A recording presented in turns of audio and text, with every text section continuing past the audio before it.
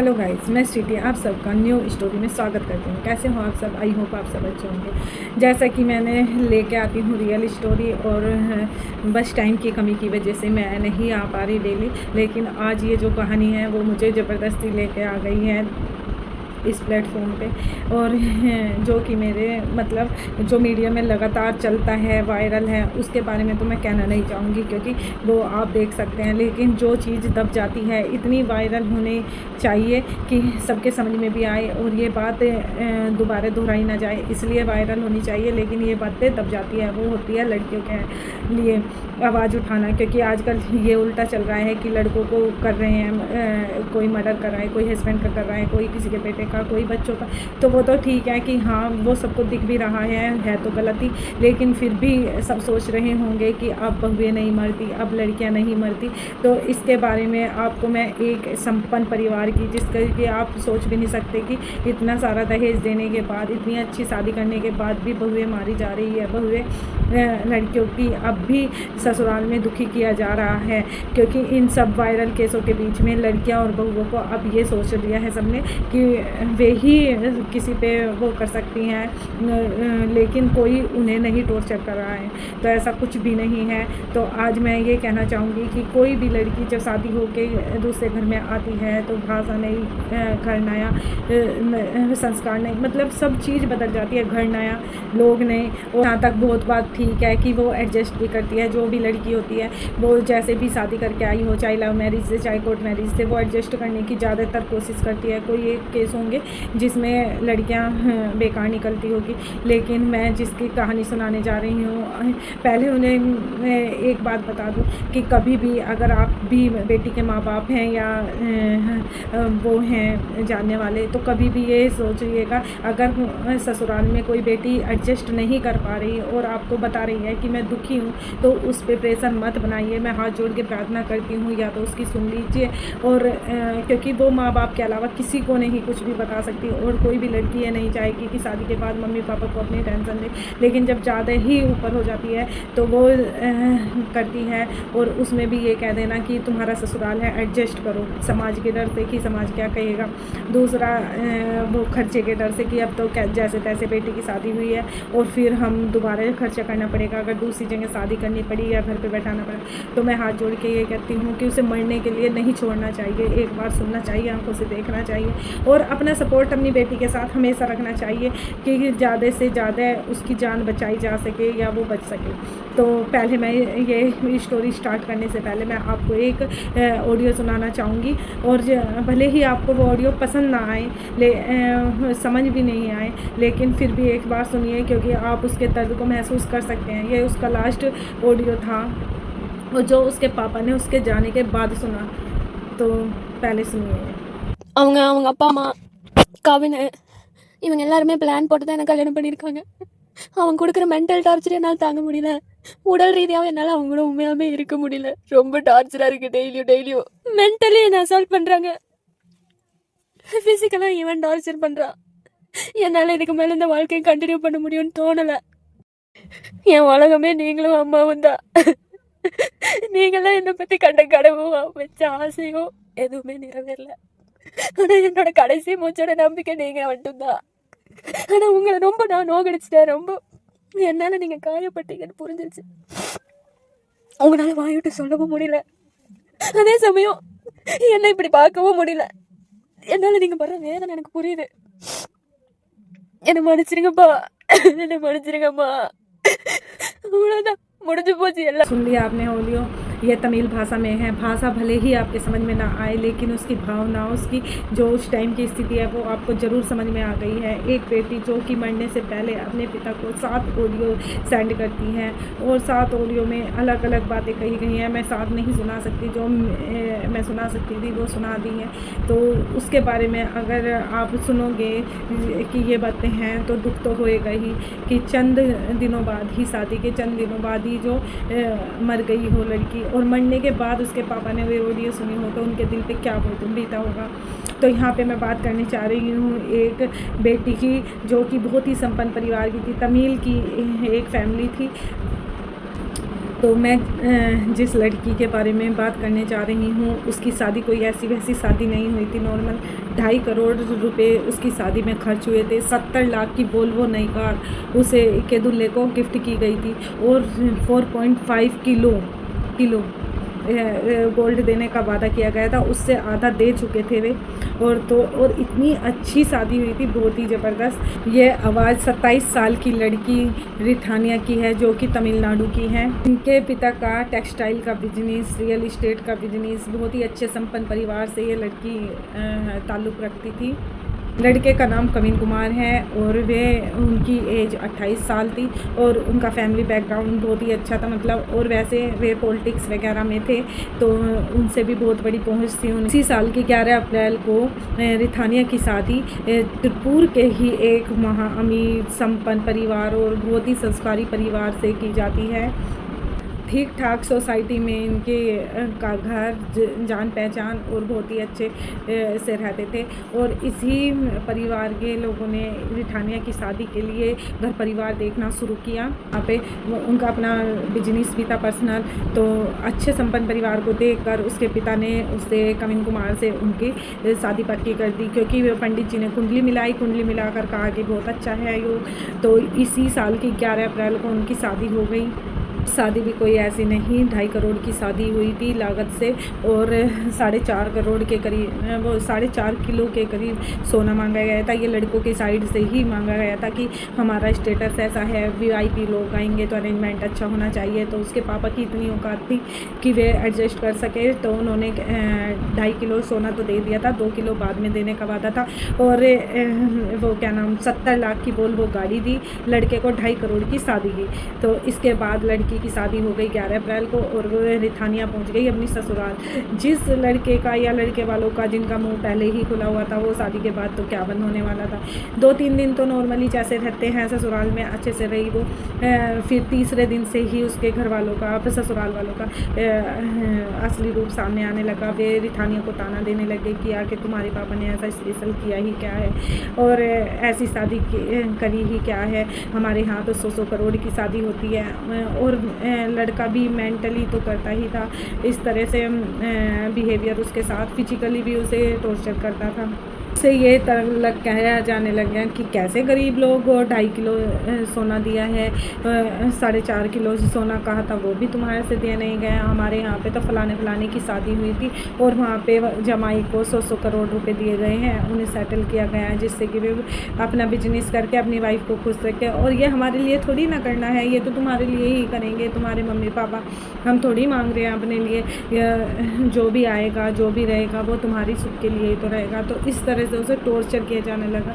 20 दिन भी नहीं हुए थे उसकी लाइफ में, वो पूरा भाप गई थी कि चारों तरफ सारे के सारे मुझे कितनी बुरी तरह टॉर्चर कर रहे हैं और मेरे घर वालों की मतलब बहुत ज़्यादा इंसल्ट हो रही है। जब कोई लड़की अपने घर से जाती है इतने साल, मतलब 26-27 साल अपने घर पल के अच्छे ऐसा आराम में से जब ऐसे माहौल में जाती है और वहाँ पे उसके माँ बाप को कुछ कहा जाता है या उसके घर वालों को टॉर्चर मतलब गरीब तरीके से और बहुत कुछ कहा जाता है, तो वो भी नहीं सह पाती और फिर उसे भी फिजिकली मेंटली डिप्रेशन दिया जाता है। तो ये बहुत ज़्यादा हद हो गई। अब जहाँ पे 11 अप्रैल को उसकी शादी हुई थी, 20 अप्रैल को वो बिना बताए वो अपने घर पहुँच गई और घर पहुँच के वो अपने पापा से बोलने लगी कि आपने कहाँ भूखे नंगे लोगों से शादी कर दी है, वे तो ऐसे बोलते हैं, मुझे ऐसे बोलते हैं आपको। तो ये बातें कहने लगी। तो उसके पापा ने जहाँ तो बात करनी थी, लेकिन वे सोचने लगे कि अभी तो लड़की की शादी हुई है, तो वे बार बार उसे समझाने लगे, बेटे एडजस्ट करो, कोई नहीं, धीरे धीरे सब ठीक हो जाएगा। वे उल्टा बेटी को ही समझाने लगे उसके पापा। वो कहने लगी, वो अपनी जिद पे अड़ी हुई थी कि नहीं पापा मेरी कोई गलती नहीं है, मुझे मतलब मेंटली भी और फिजिकली भी टॉर्चर किया जा रहा है लगातार और मैं भी इस दिन कैसे कैसे झेली हूँ मुझे ही पता है। फिर भी उसके मम्मी पापा ने उसे दुनिया भर की लोफ लाज शर्म और जो भी थी बातें सब समझा बुझा के बोल दिया। तो वो कहने लगी ठीक है मम्मी अब मैं ही जाऊँगी। फिर वो वापस अपनी ससुराल चली गई, क्योंकि हमारे यहाँ पे यही होता है कि नई शादी है ना, तो सामने वाले ससुराल वालों को कुछ कह सकते हैं, फ़र्क आ जाएगा। दूसरा सोसाइटी में लोग क्या कहेंगे कि इनकी बेटी ससुराल छोड़ के मायके में आ गई है। तो इस सब का डर बना रहता है, जिसकी वजह से झेलना क्या पड़ता है लड़की वालों को। तो जैसे ही रिथानिया अपने ससुराल गई तो उसके साथ वापस से वो ही सब होने लगा, और ना तो पति सुधरा ना ही सास ससुर सुधरे, वैसे ही उसे टॉर्चर कर रहे थे लेन देन की, जो बार बार उसके ऊपर तलवार सी मंडरा रहे थे कि तुम्हारे घर वालों ने दिया क्या है, तुमने तो सोना भी पूरा नहीं किया है, ये है वो है। तो मतलब वे ही बात घटिया और मतलब दहेज का पूरा प्रेशर बना रहे थे। तो क्या जैसे तैसे उसने 20 दिन काटे, फिर वो 20 दिन बाद फिर अपने घर वापस लौट आई।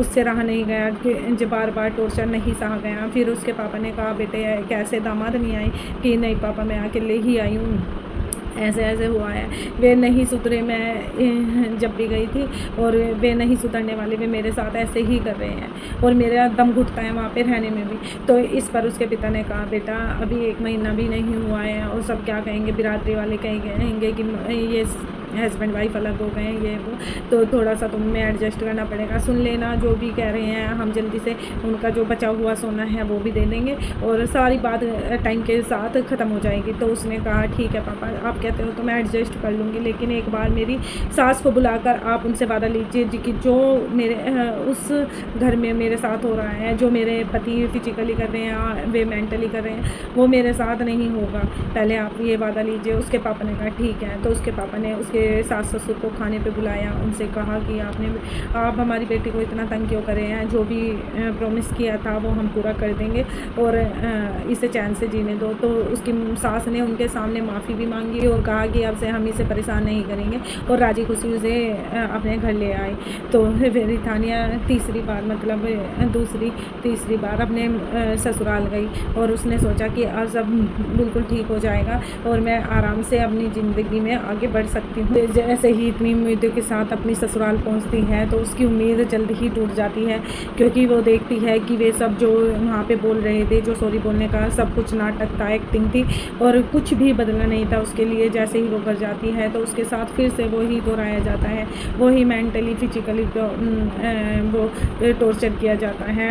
अब वो फ़ोन पे भी यही कहती थी कि पापा मैं परेशान हूँ, मैं ये लोग नहीं बदले और ना ही ये बदलेंगे, जो भी बोल रही थी वे मम्मी वे गलत बोल रही थी, वे कुछ नहीं सुधारा है उसमें। तो उधर से कोई भी हो अपने माँ बाप को ही बताएगा, जब सर से ऊपर पानी चला जाएगा तो अपने माँ बाप को ही सोचता है कि यही मुझे बचा सकते हैं, लेकिन जब माँ बाप से भी सहारा नहीं मिलता तो क्या करें। तो उधर उसके पिता कह रहे थे थोड़े दिन और एडजस्ट कर लो, जल्दी ही सब कुछ ठीक कर देंगे हम और हो जाएगा। जब उससे नहीं रहा गया फिर वो तीसरी बार अपने घर वापस चली जाती है। वहाँ पे जब रिथानिया अपने घर पहुँच जाती है तो उसके मम्मी पापा देख के फिर घबरा जाते हैं, बोलते हैं क्या हुआ, कि मम्मी पापा यही बात है जो कि मैं तुम्हें समझा रही हूँ कि वे नहीं सुधरने वाले और वे मुझे मेंटली फिजिकली बहुत ज़्यादा परेशान कर रहे हैं, दहेज की बार बार डिमांड बढ़ाते जा रहे हैं, वे कह रहे हैं अपने घर से ये लाओ और तुम्हारे घर वालों ने खर्च ही क्या किया। उसके पापा ने कहा कोई बात नहीं, मैंने जो प्रॉमिस किया था वो मैं 2 किलो गोल्ड कल ही दिलाऊँगा और वो भी उनकी वो हो जाएगी। तो रिथानिया कहने लगी नहीं पापा वे नहीं सुधरने वाले, कहने लगे तुम शांति से इस घर में थोड़े दिन रहो, थोड़े दिन में सब ठीक हो जाएगा। क्योंकि उसके मम्मी पापा ने अब भी उम्मीद नहीं छोड़ी थी, वे सोच रहे थे कि थोड़ा यहाँ पे रहेगी तो बात बन जाएगी, लेकिन अब बात बहुत ज़्यादा आगे बढ़ गई थी, क्योंकि उसके पापा 2 किलो गोल्ड भी देना चाहते थे, लेकिन अब वे 2 किलो पे नहीं रुके थे। वे कह रहे थे कि तुमने खर्ची क्या किया, शादी पे 2.5 करोड़ रुपए और उसमें 70 लाख की गाड़ी और बस ये इतने किलो गोल्ड तुमने खर्ची क्या किया है। इस तरह से वहाँ से बात आ रही थी और इस तरह से उन्हें टॉर्चर किया जा रहा था। 100 करोड़ की इनडायरेक्टली बात हो रही थी कि हमारे यहाँ पे तो 100 करोड़ उसने दे दिए, 100 करोड़ इतने उसने दे दिए, तुम्हारा इतना स्टेटस है, तुमने क्या दिया। 22 जून को वो अपने घर आई थी और 22 जून से 6 दिन तक वो अपने घर में रही और 6 दिन रहते हुए उसे एहसास हो गया था, वो अपने घर अंदर ही अंदर रही तो उसे एहसास हो गया था उसके माँ बाप बहुत ज़्यादा दुखी है और वे नहीं चाहते कि इसका घर टूटे या दूसरी जगह घर बसाई है वो छोड़ के आए, कुछ भी नहीं चाहते हैं, परेशान है। वे वहीं पे उसे भेजना चाहते हैं और वहीं पे खुश देखना चाहते हैं, लेकिन वो अब असंभव था। तो ऐसे ही उसमें के मन में ये विचार चल रहे थे और 6 दिन में वो अच्छी तरह से ये सब कुछ भाग गई थी, अपने पिता की परेशानी भी, अपने स्टेटस का भी, सब कुछ। लगातार माँ बाप से ये बात सुन के एडजस्ट कर लो, तो एडजस्ट शब्द से उसे नफ़रत हो गई थी। तो वो अंदर ही अंदर बहुत ज़्यादा घूम रही थी। फिर एक दिन 28 जून को वो उठती है और पापा से कहती है कि पापा मुझे डिप्रेशन सा हो रहा है, तो मैं थोड़ी देर घूम के आती हूँ। कि हाँ बेटा घूम आओ, कि मंदिर है मैं उसके पास जा रही हूँ। तो वो गाड़ी उठाती है और मंदिर के लिए चल जाती हैं। वहीं के प्रसिद्ध एक मंदिर में अपनी वहाँ पे जाके वो गाड़ी रोकती है। तो वो वहाँ पे मंदिर के पास ले जाके अपनी गाड़ी रोकती है और उसने अपने साथ कुछ पॉइजन चीज़ ले रखी थी। तो वो सुबह 9:30 बजे का टाइम था। तो पहले वो उस पॉइजन को कंज्यूम करती है, लेती है, और फिर उसके बाद वो व्हाट्सएप पे कुछ भी ऑडियो रिकॉर्ड करती है।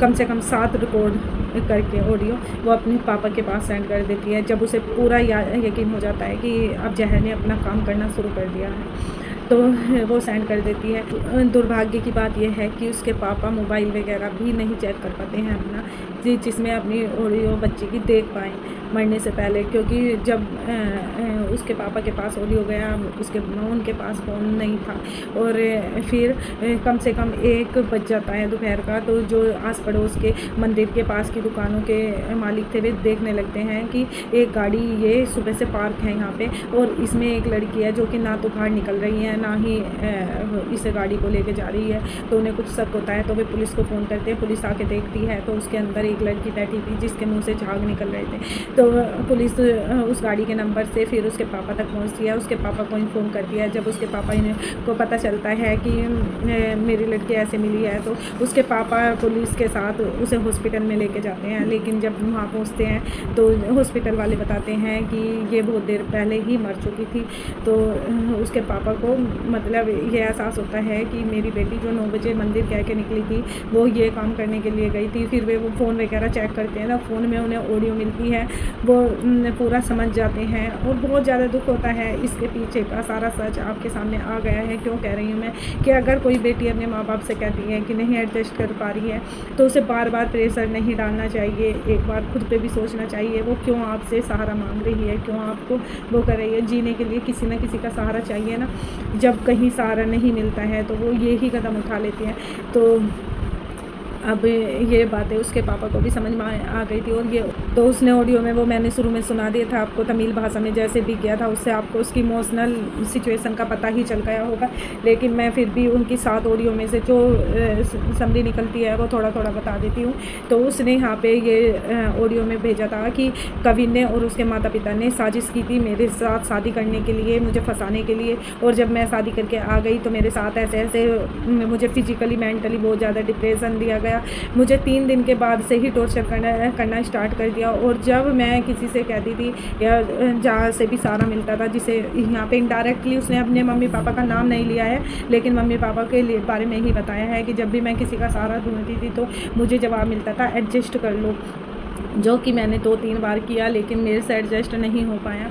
और आपको भी लग रहा होगा कि मैं झूठ बोल रही हूँ, लेकिन यहाँ पे सब एक्टिंग कर रहे हैं, सब धोखेबाज हैं और सबके मुंह पे मुखौटा लगा हुआ है, कोई भी सच्चा नहीं है। और मैं नहीं जानती कि मैं ऐसी बन कैसे गई हूँ, मैं चुप क्यों हूँ, मैं कुछ कर क्यों नहीं रही हूँ, और मैं जीवन भर ऐसे नहीं रहना चाहती हूँ। और मैं ये भी नहीं चाहती हूँ कि मैं जीवन भर आप पे बोझ बन के रहूँ। इस बारे में बात की गई है अपने पापा पे कि मैं अपने पापा को, अपनी मम्मी को मेरे लिए तड़पता हुआ भी नहीं देख सकती। क्योंकि मैं जितने दिन यहाँ पे रही हूँ मेरे मम्मी पापा खूब रोए हैं, खूब दुखी हुए हैं, लेकिन वे मेरे सामने राजी खुशी नज़र आते हैं, लेकिन वे दुखी रहते हैं। तो और मैं पहली बात आपको बता दूँ कि मुझे ये जीवन ही पसंद नहीं है, मेरे लायक ये जीवन है ही नहीं, इसलिए मैं ये जीवन छोड़ के जा रही हूँ। यहाँ पे सास ससुर मुझे मेंटली टॉर्चर कर रहे थे और मेरा पति मुझे फिजिकली टॉर्चर कर रहा था। मेरी एक उम्मीद मेरे माता पिता थे, जो कि मेरी वजह से बहुत ज़्यादा दुखी हो रहे थे, और मैं इतना दुखी नहीं होने दे सकती, इसलिए मैं इस दुनिया से जा रही हूँ। बस मैं यहीं पे इतनी ही मैं आपको उसकी मोटी मोटी बातें सुनाऊँगी। 7 ऑडियो थी जो कि तमिल की थी, वो ट्रांसलेट करके मैंने बता दी है थोड़ी सी। तो ये बातें सुन के उसके पिता भी बिलख बिलख कर रोने लगे कि मैंने क्यों कहा उसे एडजस्ट करने के लिए। मुझे नहीं पता था कि उसका इतना डिप्रेशन यहाँ तक पहुँच जाएगा, उसको इतना टॉर्चर करते थे। मैं तो यही सोचता था कि शुरू के रिश्ते में ऐसा तो होता ही है, ऊपर नीचे सब ठीक हो जाएगा। तो इसके बाद बहुत ज़्यादा दुखी हुए, लेकिन अब दुखी होने से उनकी बेटी तो वापस नहीं आएगी। तो यहाँ पे बस मैं यही मैसेज करना चाहती हूँ, अभी तो उसके जो सास ससुर है, पति हैं, भी उन सब के खिलाफ़ मुकदमा है, शायद अंदर भी गए हैं, तो वो तो चलता रहेगा। लेकिन कब तक बेटियाँ इस तरह से अपनी जान खोती रहेगी। अगर वो खुद नहीं मरती तो वे मार देते, दहेज की वजह से कुछ ना कुछ ऐसे होता ही है। तो मैं तो एक ही बात कहूँगी, एक तो ये दहेज देना, जो भी देना अपनी बेटी को देना, किसी को मतलब मांगे से तो बिल्कुल मत दो। दूसरा वो करना, बेटी को सब करते हैं, बेटी को देना चाहिए, जैसे बेटे को हक दो बेटी को भी दो, लेकिन ससुराल वालों को कोई मांगे से मत दो, कि जिससे कि उनका और लालच बढ़े। रिश्ते मन से होते हैं, देने लेने से रिश्ते बढ़ते नहीं हैं। और दूसरा, जब भी लड़की कहे एक किनारा ढूंढे तो उसे सपोर्ट करे, ना कि उसे एडजस्ट के नाम पे धोखा दे। जिस समाज के डर से, जिस सोसाइटी के डर से वे अपनी लड़की को रख नहीं पा रहे थे या उन्हें सपोर्ट नहीं कर पा रहे थे, आज उनकी लड़की नहीं रही। क्या समाज को और उस बिरादरी को पता नहीं चला कि अब रिश्ता टूट गया है? तो ये कुछ नहीं होता है कि समाज के डर से, बिरादरी के डर। हमारे लिए अपने बच्चों का सुख चैन और हमारी ज़िंदगी होती है, ज़िंदगी से बढ़कर कुछ भी नहीं। आई होप आपको आज की ये स्टोरी समझ में आई होगी, क्या मैसेज देना चाहती हूँ वो भी समझ में आई होगी। ऐसी ही स्टोरी, रियल स्टोरी सुनने के लिए मेरी वीडियो को लाइक करें, शेयर करें और चैनल को सब्सक्राइब करें। धन्यवाद। जय श्री राम, हर हर महादेव, जय माता दी। ऐसा किसी बेटी के साथ ना हो, मैं तो यही कामना करती हूँ।